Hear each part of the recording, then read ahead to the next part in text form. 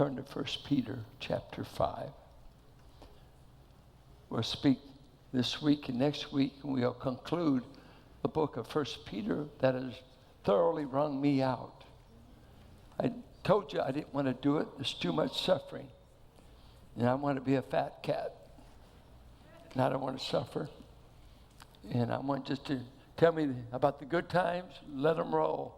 And Peter says, you can expect suffering if you live for Christ. That's hard to convince people to ever sign up.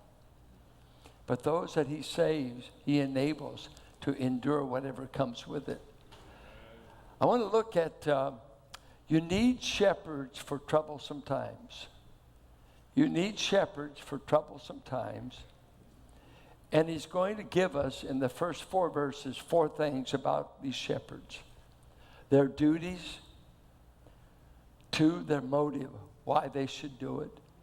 3, how they should do it, the manner in which they will shepherd. And finally, what their reward will be. But before we do that, let's take this shepherd language that's in the Bible and look at Ezekiel, if you will. Ezekiel 34.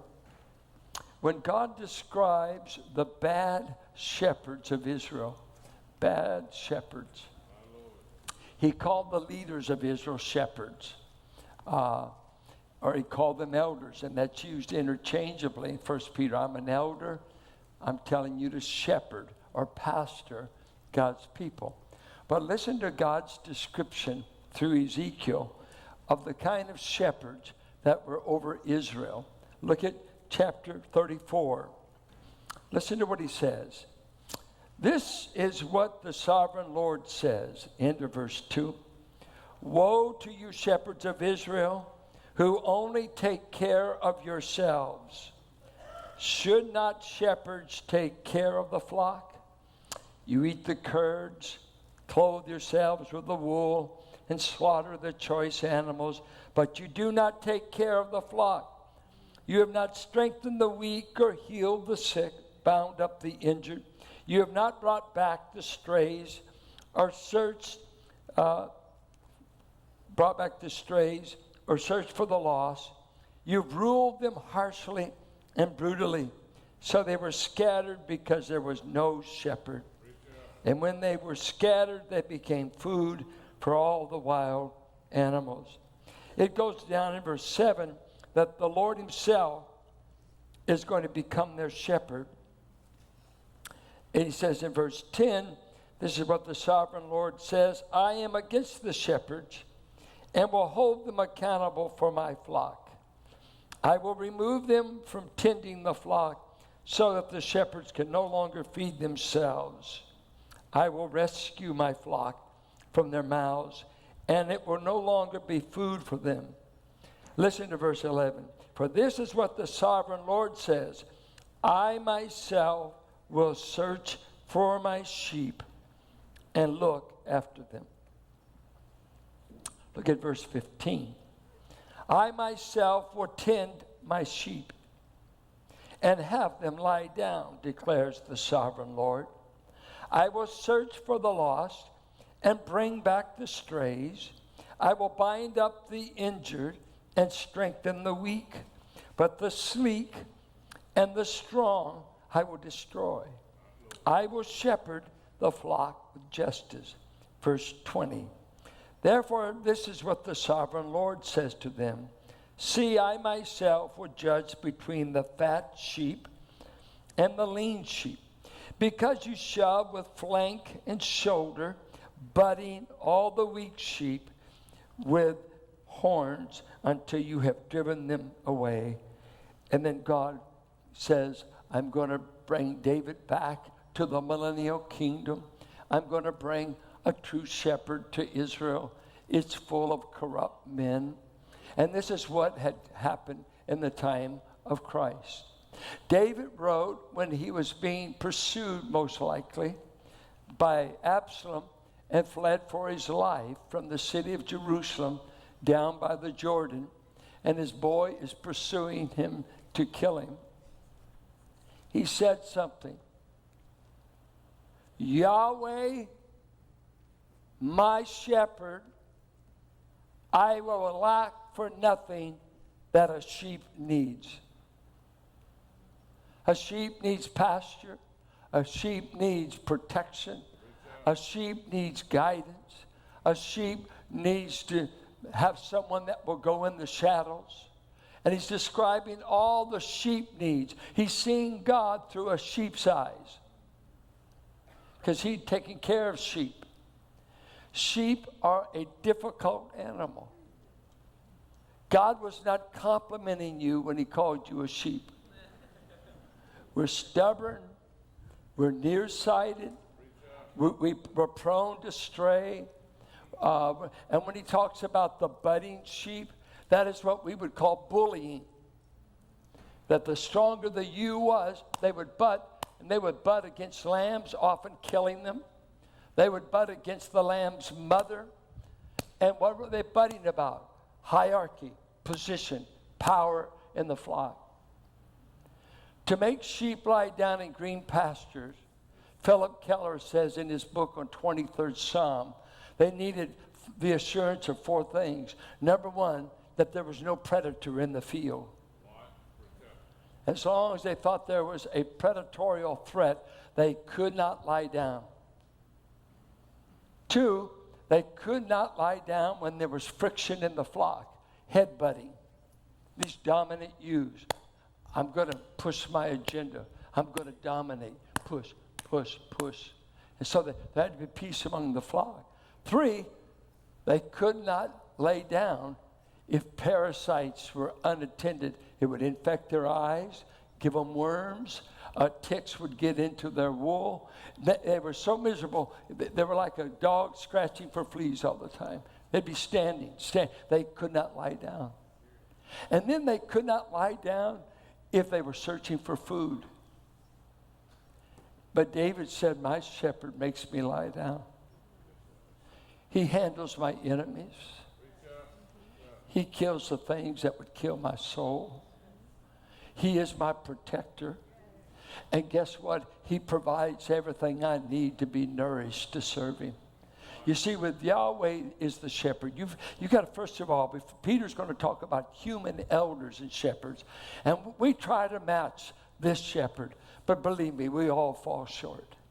But you got a shepherd, whether you got anyone around here that shepherds you.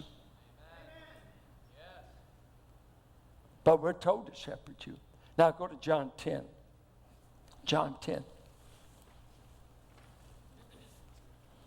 Listen to what Jesus did. He gave an address to the Pharisees, who were crooks, and the Sadducees were nothing but religious, crooked, greedy men.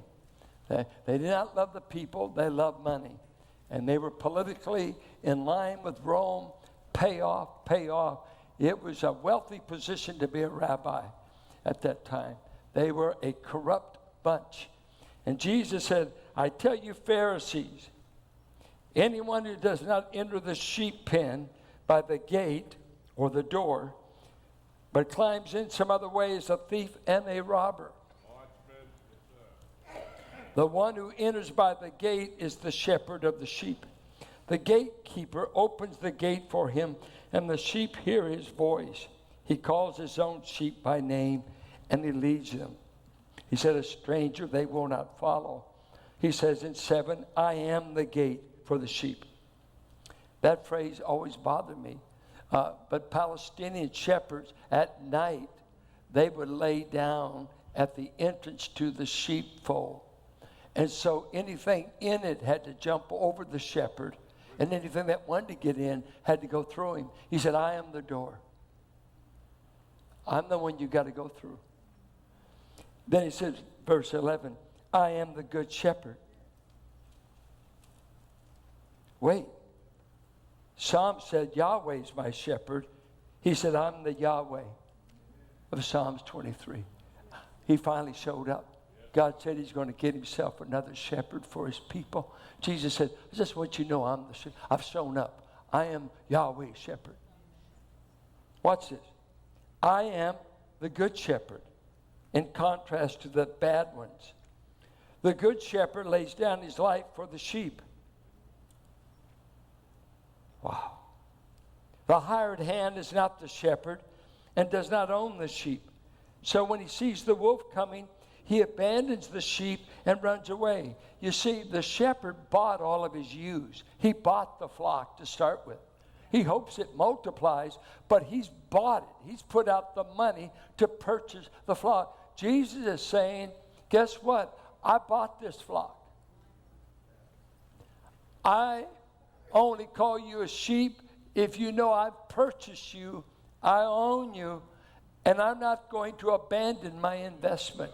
You're part of my investment at the cross. Sheep. I will lay down my life for the... This is not like your 8 to 5 job, is it? I don't think you lay down your life. You're trying to get out of the place. Hope you live long enough to retire. He said, you don't retire from this. You die for it. The hired hand is not the shepherd. He has no investment. All he wants to do is save his neck if there's danger. That's why they run. Goes on, verse 14. I am the good shepherd. Verse 17. The Father loves me because I'm willing to lay down my life for you. Nobody takes it from me, but I lay it down of my own accord. Jesus did not experience cosmic rape, is a term used in theology today, that God just grabbed his son, going to put him on a cross. Said, no, no, no, no, no, no. From before the foundation of the world, Revelation 13:8, I consented to be the Lamb. And on the cross, don't think that I cannot get away from you, Pilate. I can call 12 legions of angels to rescue me. I lay down my life. Now, when you've got bad shepherds, the good shepherd, and now God takes a fisherman and turns him into a shepherd. Now, let me tell you the difference between a fisherman and a shepherd. Just what scant knowledge I know. Fishermen, the last I checked, do not raise what they plan to catch. That's profound. You guys didn't even get it. I mean, all they want is, do I have a good hook? Do I have something good to catch it?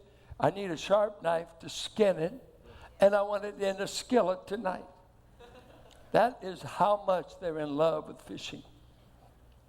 Now, if you're a great game fisherman, go up to Alaska, go down the river, and they throw them back as quick as they catch them. But it's the sport. You don't raise fish. And God tells the fisherman, if you love me, Peter, I'm going to get you out of the fishing business and teach you to take care of sheep. And boy, this is going to be a different vocational bent. I want to teach you how to rescue sheep. And so he starts telling us in 1 Peter, you elders, you mature men who are helping to lead the church, be shepherds of God's flock that is under your care, watching over them, not because you must, but because you are willing, as God wants you to be. Shepherd a flock of people. What does that mean? Feed them, lead them, try to protect them, pour oil into their wounds and their sores. This is a thing no seminary can produce. You can't make me love you. You can't make me love you. You can't make me stay. You've never made me stay. I met with John Piper at First Press in Walnut Creek. He was out here doing a series of lectures. It was when Rich Rollins was still here, and we went over to hear him. And we got with him after his presentation, and he had a prophetic moment. Thought it was amazing to me. We're talking a little bit, and how's your ministry, how's the church, and, pastor talk. And then all of a sudden he simply said, He said, you're a lifer, aren't you? I said, and please, what is that? Life term in prison? There's lifers there too. No, he said, you plan to stay at your church till you die. Well, I said, I don't know where your prophetic gift figured that out. I don't know.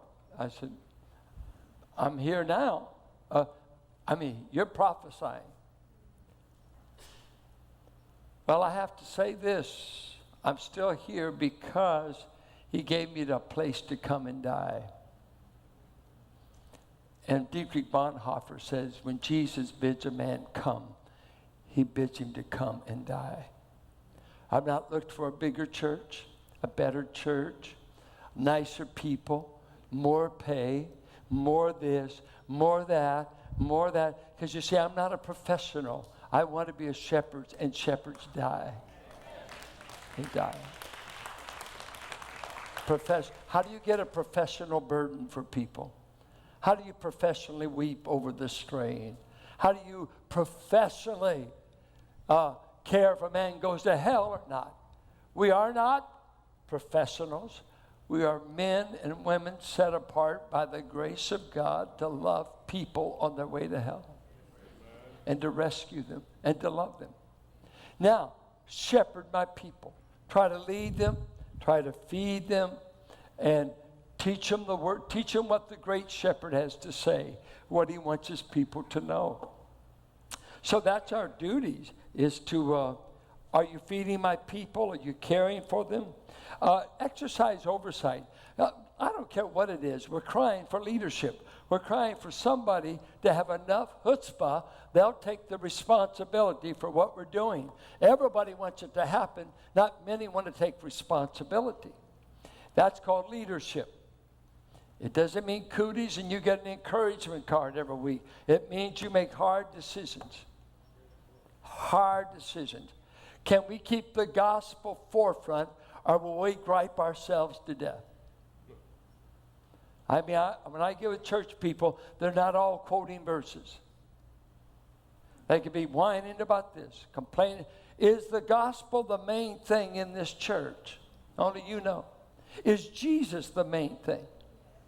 Now be honest with yourself now. Well, I didn't like the music. Well, we didn't ask you. How can we, some of you like country, some like blues, some like classical. How can we have the right menu for you every week? Well, I'm Gaither fan. Well, good. I grew up on it. But Gaither isn't selling big in California. You got to go to Arkansas, and you got to go to South Carolina where they still sing Gaither. You know, am I going to fight with you about it? Am I going to fight over this low-down politics? Trump's the guy? I've never seen so many Christians become political experts, and they're clueless. Let's quit talking about it in the church, would you? Shut up about it in the church. And don't be talking to me about race. Please, there's only one race. And if the potter picks your pigmentation, we better love them as made in the image of God. I didn't pick my color. You didn't pick yours. But I'm not going to devalue you because of your color. Did you hear me? Don't be talking. What the world is going through on racism and skinheads killing blacks and burning black churches. Friend, we hate it because that's a hate of humanity. If you don't even need to be a Christian to love people and give them value. Jesus said, when I go to the cross, I will purchase people from every kindred, every tribe, and every tongue. Don't you divide it up, or you're in sin. Racism is sin. It's a sin. There's no negotiations with it. But we're in God's church. We've been made one people in Christ. So now I said, shepherd my people, give oversight and leadership that will benefit them. 2, what's the motive for doing it? Why? Are you in a racket? Oh, I hear you're a pastor. What's your racket? A guy asked me that one time. He said, you act like a used car salesman. What bothered me was Frank Griffith was in the church and he just walked away. And I just wanted to smack him. Because he calls the preacher my buddy here is a used car dealer. He must have thought I had some racket going. Who wants to take care of God's people? Most of you don't. Most men don't. They want to make money. They want to be liked. They don't like conflict. And you can't lead people without conflict.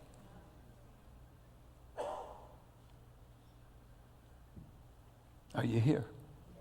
I know you don't have goosebumps, but I'm going to preach the text eventually. You do it. What did he say? You do it not because you must. Oh, how much do you pay? You can't buy a man. You can't pay him enough to give him a burden. You can't pay him enough to want to lay down his life for a flock. That's what's happened. We're changing pastors so quick in America. Every 2 years is the average. That they're all trying to get employment. They forgot about ever staying long enough to be able to love. Because congregations are mean if they're not led by the Spirit. And so are preachers crooked if they're not motivated right. It's a dangerous place if God's not in charge. Just soon be a gangster as a crooked preacher. Had a man one time accuse me of stealing. Thank God my brother David knew the story. $150 worth. Had to go before the board and defend myself. And I was really getting mad at the idea that I had to go defend myself. And the Lord spoke to me several words. Said, don't get too haughty. You used to be a thief. Okay. Stole my ball gloves, stole a lot of stuff. I learned it from Dave. And then,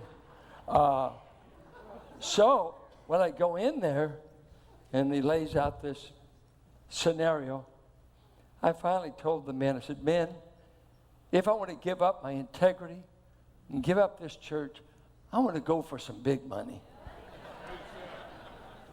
$150 not worth spitting at. Let's really rob something big. The man repented and was whatever. Where did I get on that point? Motives. Being willing. Oh, I know. He's not in it for base or sinful gain. Money is not the driving force, and he will not compromise for money. It's a great pressure. If you grew up in the circles I grew up in, where men were in poor churches, small churches, poor pay. Her uncle started pastoring his church, $5,000 a year. Her father resented me for at least 45 years because he said, I grew up in a poor preacher's home. I didn't want my daughter to marry a poor, low-down preacher. I want somebody to take care of her. But just before he died, he said he liked me. So that was a bonus. Right? I'm not making this stuff up. She's here. What manner of ministry should elder shepherds manifest? Not lording it over the flock. It's tough to have authority to lead and not to be an autocratic, dominating Marine sergeant. How do you lead sheep that can be stubborn, nearsighted, not know what to do maybe, and maybe then they could resent any kind of leadership, whatever. But he says, I don't want you to act as a lord over my people. And the reminder is, God takes mere sheep, men that he turns into elders, and wants to turn them into shepherds. But you must always know you don't own the flock. I have no blood invested in you. He does. And so he says, I guess it'd be about like this. I'm taking my wife to dinner, and we got you to babysit. The girls are, let's see, at this time, the girls, one's 8, one's 5, one's 3. Would you just not be harsh, mean, dominating, and run over them? But you've got some of the meanest kids we've ever met. Just record the offenses and I'll deal with them when I get home. But I don't want you to. Now, if they're tying you up, you can fight back. What do you think of Jesus saying, I'm going away for 2,000 years and I'm going to leave my people in the hands of some mere fallen men? Peter being the primary leader. His credential was, I failed miserably. But he still wants me to take care of his people. I read a fascinating thing in Keller's book. Talked about cast down sheep. Have you ever heard that term? Cast down? David said, why art thou cast down, O my soul? In Englishman's shepherd language, Philip Keller tells us that cast down was reference to cast down sheep. They would call them, they are cast. And what a cast sheep was, is if that sheep was heavy in wool or was pregnant with a lamb, they would often eat their food and they would go and they would search out like sunken places in the soil so they could maybe get out of the wind or just comfortable. But when they would lie there, while they're digesting this food in the rumen, they call it, R-U-M-E-N, and I assume that's the whole digestive tract of the sheep. While they were laying there, gases would build up in the animal, and to get comfortable, they would lay on their side. But doing that, if they were with a lamb, or if the wool was heavy, they would try to get back over, and when they would do it, they would overcompensate, and they'd wind up flat on their back, all 4 feet in the air. They called that a cast sheep. He said, I've lost 9 in one day. He said, every day we had to count all the sheep, go around the whole. He raised sheep in South Africa. And he said, we'd have to check the flock. He said, have my boy, we'd go check and look for a cast sheep. If it was hot weather, they last maybe 4 hours. If it was cold weather, they may last 2 days.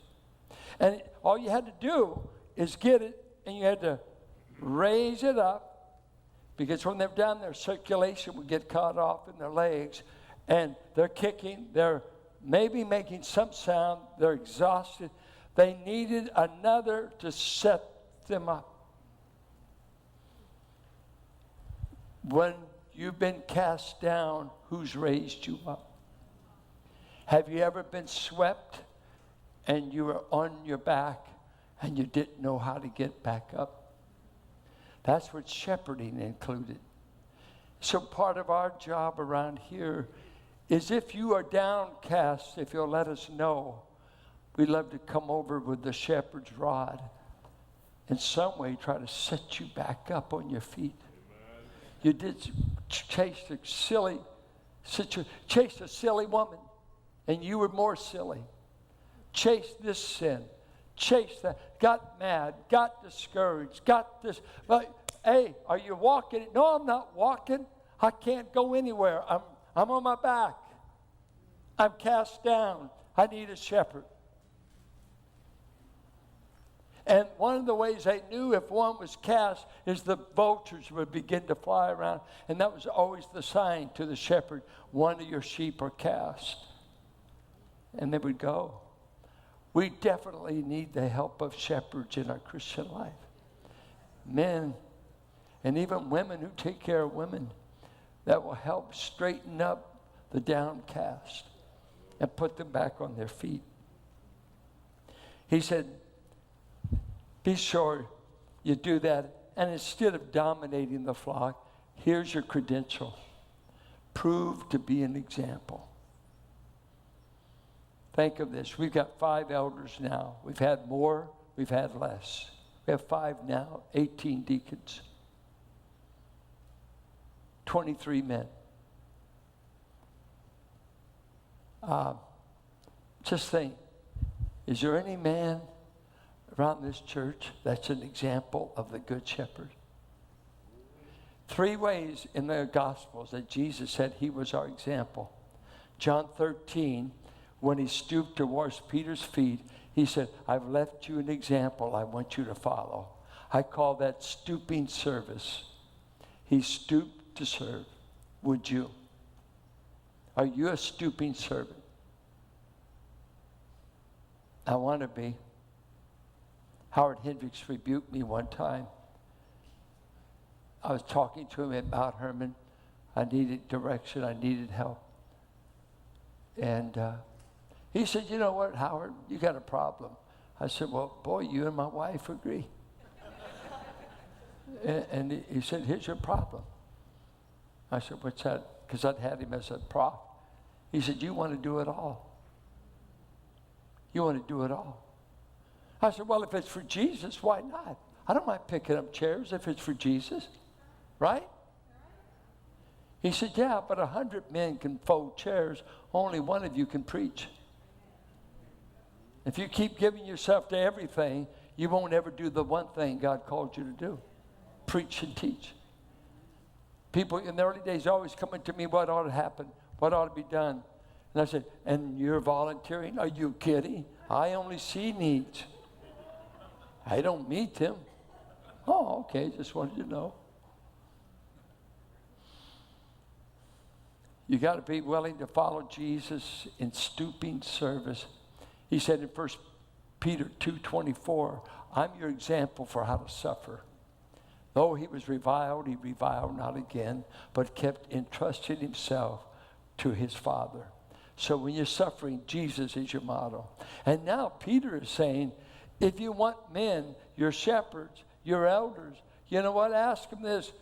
You're a model of Jesus, or you could look like a bad shepherd. What kind of shepherd are you? We're watching. Because the people will act like the people who lead them. They will act like those that give oversight. If we're fussing, if we're cantankerous men, if we're autocrats, if we're domineering, we will have a bitter, resentful flock.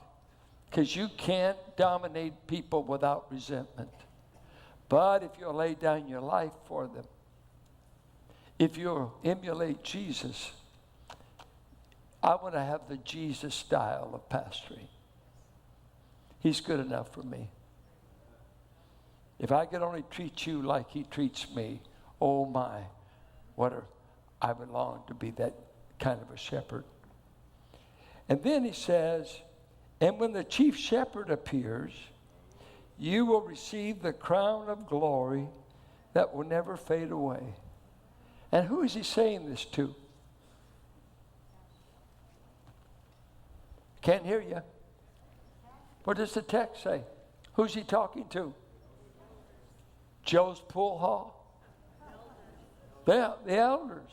The elders. So every elder in our church ought to be convicted immediately. Are we doing this? Are we motivated this way? What's our style of leading? Would we lay down any of our life? They prayed and met with me for 3 hours last night. And poor Tilly said, did you remember our date? And so we all prayed for Edwin as he went home, that she would be tamed. They give up time all the time. Deacons do the same. We have people giving up hours every week to help you in this flock. How do you think we pulled off Vacation Bible School? How many volunteers do we have? About 200. I mean, people are all over this place. Thank you, servants. Thank you, stoopers. Thank you for taking time for an 8-year-old. Thank you. I think God's got a reward for you. He tells these shepherds, many of who served at no fee, they just did good to survive with their life. He said, I'm going to reward you. Look at 2 Peter 1. And I close with this. Look at 1:11. 2 Peter 1:11. I'll pick up at verse 10. Therefore, my brothers and sisters, make every effort to confirm your calling and election. If you do these things, you will never stumble, and you will receive a rich welcome into the eternal kingdom of our Lord and Savior Jesus Christ. You know what this was used of? If you won at the Olympics and you went back to the hometown you came from in Greece, they would cut out a new place in the wall that was dedicated to your name. That's how they celebrated a victor at the Olympics. And this is the language Peter said, God is going to throw open the gates when you come. This is for all of his people. Now he's telling Peter, tell the elders, if you do the job like I tell you, I have a specific crown and reward I will give you when you come into the city. You may have been paid little down here. You may have been accused. You might have been run off. You may have been whatever. So much church trouble throughout the world. When I was in South Carolina, I was meeting with some different pastors. Church troubles, church confusion, preachers coming, going, heartbreak, pain. The people weren't gaining and neither was the preacher. They just decided to split. I asked the guy, why did you split? He said, have you ever heard of sin? Sin divides. Sin breaks unity. Sin, my way, not your way. Sin. And we just talked. What are you going to do now? You're out of a job.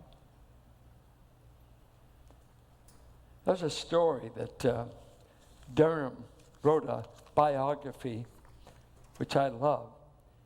It's the story of Robert Manry, who grew up in Cleveland, Ohio. And he was 46 years old. And he went out and purchased a 13 and a half feet dilapidated boat. He repaired the boat, christened it Tinkerbell, and learned to sail. June 1st, 1965, he set sail from Falmouth, Massachusetts, and is going to go to Falmouth, England. He starts the journey. It took him 78 days, many of them cold, wet, and painful, hit by storms, confused by hallucinations of hitchhikers and assassins, washed overboard, delayed by winds that were too great, and becalmed by lack of wind at all, plagued by loneliness and troubled by saltwater sores, he kept sailing. Manry expected to sail into Falmouth, wire his wife to come to his side, and that he would put the vessel and he would fly it back to the United States, come home with his wife, and just say, I completed a dream of a lifetime. But as he was coming down the estuary in Falmouth, word had gone out of this incredible solo sailing at 13 feet boat. It had gone throughout England. And he said as he was coming down the estuary, Shackleton bombers from the Royal Air Force were flying overhead. Newspaper teams were all over the place. At the last mile, boats, a flotilla of boats, Royal Navy helicopters, hundreds of people, over 50,000 people showed up to say, welcome to Falmouth. People were everywhere, standing along the shore, perched on window ledges, leaning out of doorways, crowded into jetties, thronging the streets, clinging to trees, cramming the inner harbor in boats. I heard that 50,000 people were there. I was dumbfounded. I just wanted to sneak into town and get out. And I came in. Saint Stithian Silver Band played the Star-Spangled Banner and the Stars and Stripes Forever.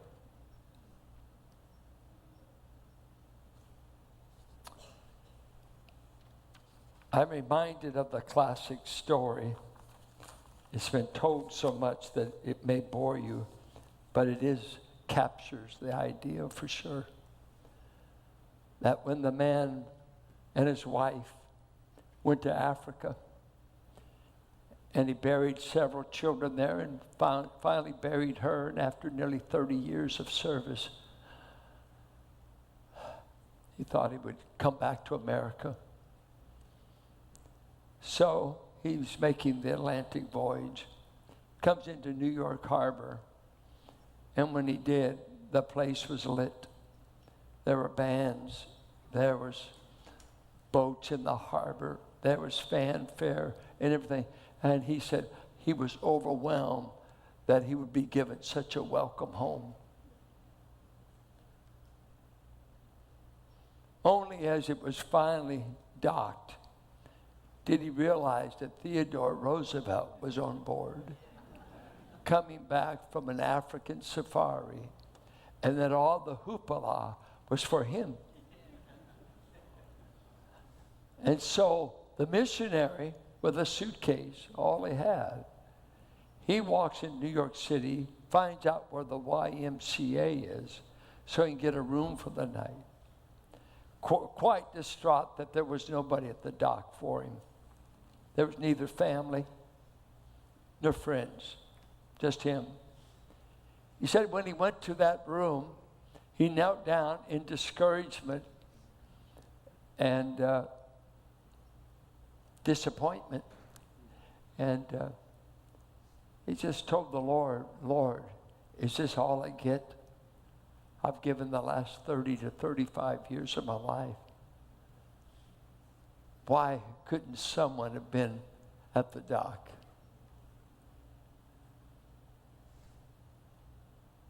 He said God spoke to his heart in that moment and said, you see, you're not home yet.